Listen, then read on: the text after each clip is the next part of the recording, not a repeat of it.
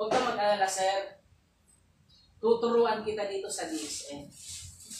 At tutulungan kita sa DXN.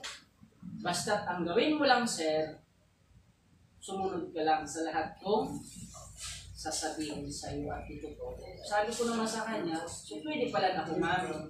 So yan. Doon po nagsimula ang pag-DXN. Di pa ako nag-atubili o nagdala-dalawang isip na mag-register po sa DXN. Tanda-tanda ko pa po, noong registration ko po, wala po akong pera, nangutang pa po ako sa aking boss. So, 1,000 po yung inutang ko sa kanya. Sabi niya sa akin, di pa pag-fix ko naman. So, hindi naman. Sabi ko, so wala pa akong bibilihin. So, registered ko po sa DXN, 875, tadandala ko pa po yun.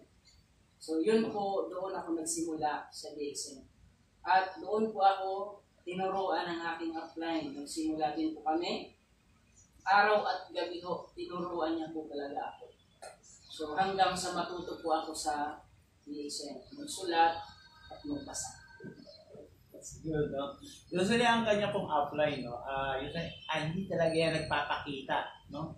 Hindi talaga siya nagpapakita on cam or pumupunta dito sa opisina para ito, ipakilala niya sa rin niya, ito ako yung upline nyo, na hindi siya ganun.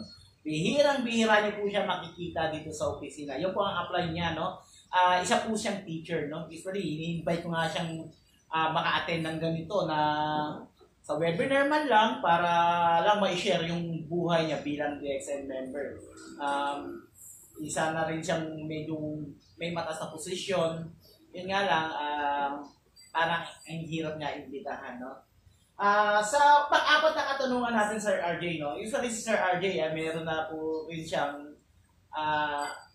sasakyan niya, no? Ito po yung motor. Usually may dalawa na po rin siyang motor dito na ginagamit niya po yan palitan.